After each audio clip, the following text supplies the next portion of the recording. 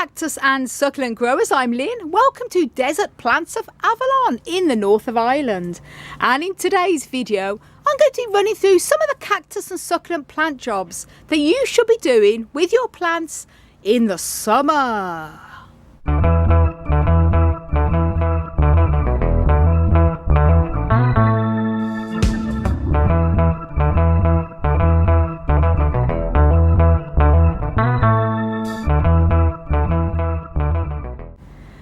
Summer has arrived here in Ireland and I'm so happy for that. There are lots of the cacti all coming into amazing flower at the moment, lots of buds. But there's always so much to do with the cacti and succulents at any time of year. But there's no busier time than the spring and the summer months.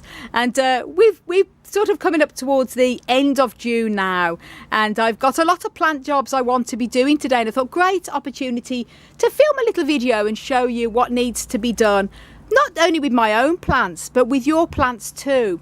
And I'm going to start off first of all going through what plant jobs need to be done and what to look for, and then showing you the little tools I use for doing this.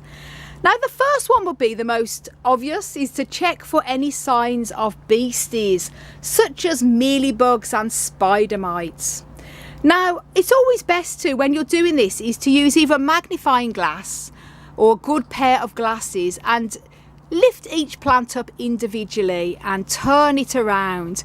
Now obviously I have a lot of plants here, as I know a lot of people do. It's not physically possible to do this regularly. So what I do is then I randomly, every now and then, every few days, I will come into the polytunnel and I will pick up a certain selection of plants such as this one, and I will turn it around because that's where mealybugs hide. The sides that you can't, they know you can't see them.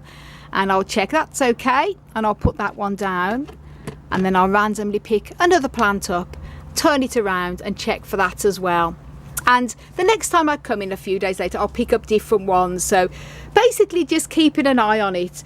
For example here, this one here, I picked this one up earlier and this was how it was. It looks perfectly okay, but I picked it up and I turned it around, and look, you can see there, just put that down so I can point. There is a mealybug nest, so I'm going to be getting rid of this and showing you how I do it. And things like spider mite is a lot harder to spot. Sadly, you don't often see it until the damage is done, and you'll see the brown corky scabbiness. This one here is actually okay, it doesn't have spider mite, but it does have past spider mite, as you can see there with that brown scabbiness. This is all the new growth, all the pups. And if I see spider mite, even if I don't see the mites themselves because they're incredibly microscopic, I will then treat either with the neem oil, or I'll use a bit of the rubbing alcohol with a bit of horticultural soap in. And I got that tip from my wonderful friend Daz at Cacti Mania, and it works brilliantly. I have to say, Daz, thank you for that tip. I have been using it on any time I see any chances of spider mite. I start to see that scabbing at the top, that brown scabbing, spray it. I repeat it again in 3 days, and it just stops it. The new growth comes out and the plant recovers. I like to use neem oil as well, that's very good, but I always find neem oil is a bit difficult to use when, especially during the summer when the high temperatures are there, because it does leave a residue on the plants, and it can, with the heat, if it's very warm, it can sometimes cause discoloration. Fine to use in the evenings when you know it's going to be totally dry by the end of the by the following next day, and neem oil does dry fairly quick, but it can still leave that residue. The rubbing alcohol with the horticultural soap is quick, and you don't have to wait till the evening. If you see pests, treat straight away. The rubbing alcohol is good as well, both to spray and dab on. So checking for bugs randomly, just picking up every now and then.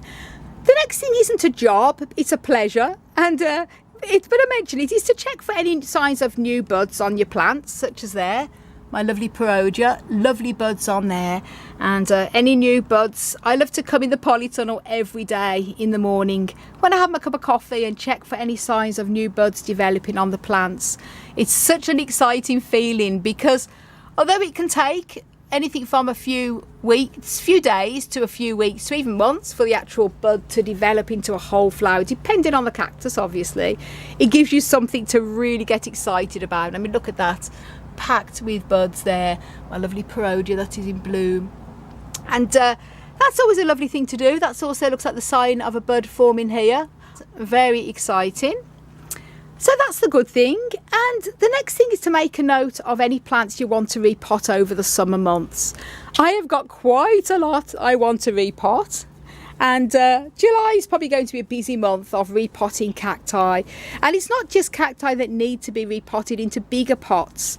Make a note of any cacti that are not looking that good.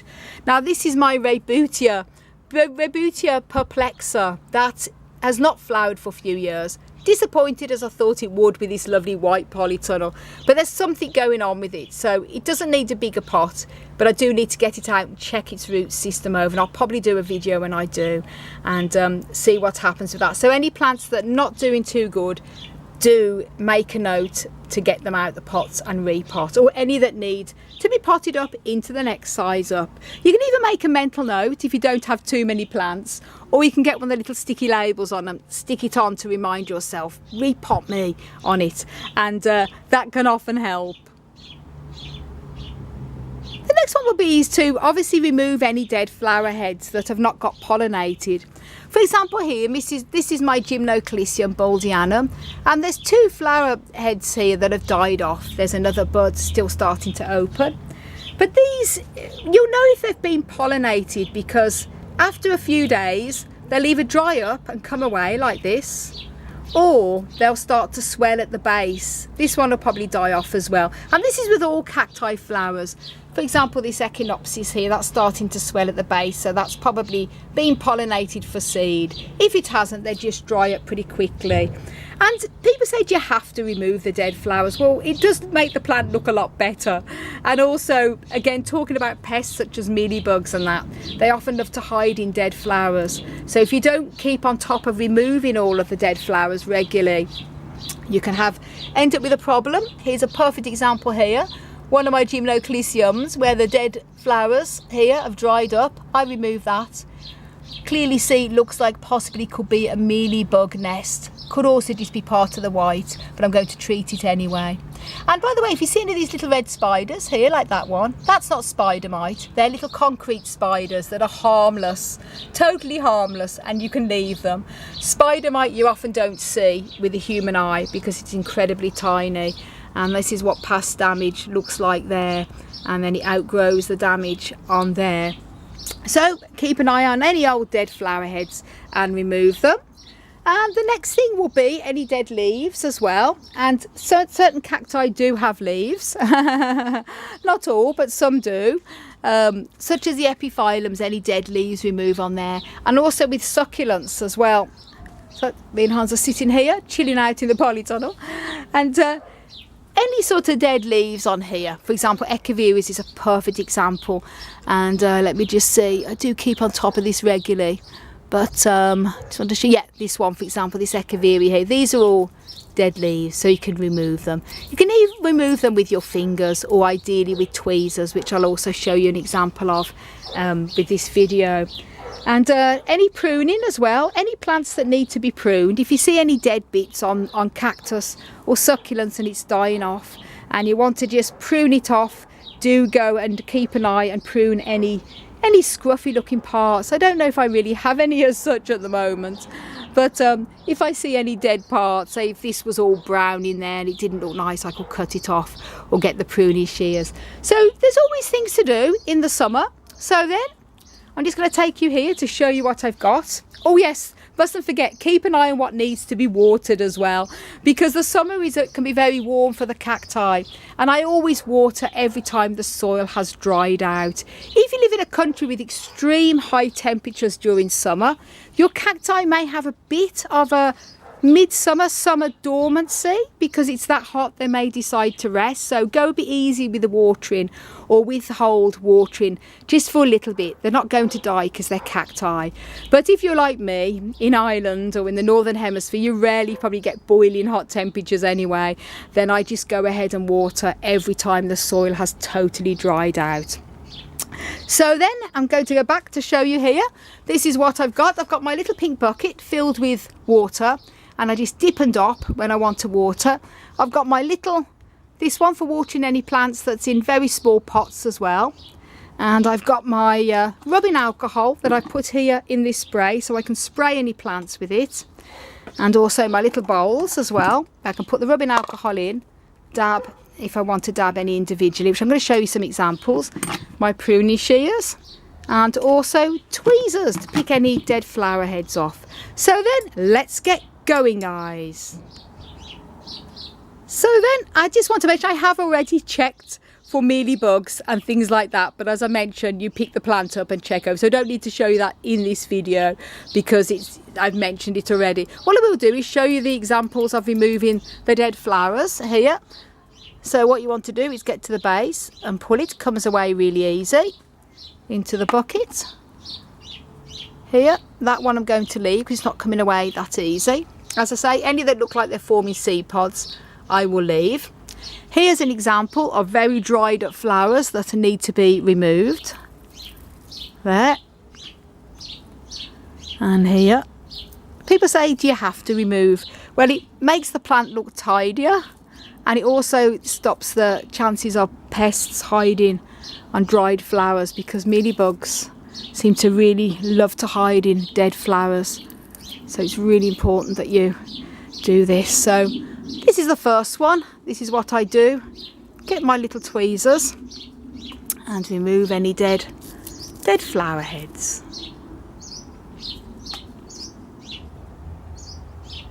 The next one is treating for pests, and I've got my rubbing alcohol in here. And you can spray the whole plant, but if you've only got a few little nests, you can see I prefer to rub it off. I just put a little bit in a dish like this and then rub it, take it up, and then dab anything I see like that to get rid of them. And as I do mention, do lift the plant up and check thoroughly, because mealybugs also love to hide on the sides you can't see them. So that's done. I'm just going to take you over to this one where I did see mealybug as well, on here, on this side, and turn that around here. Yep, there. And I just want to mention as well, if you're using rubbing alcohol or neem oil or anything like that to prevent, do make sure you don't do it in direct sun.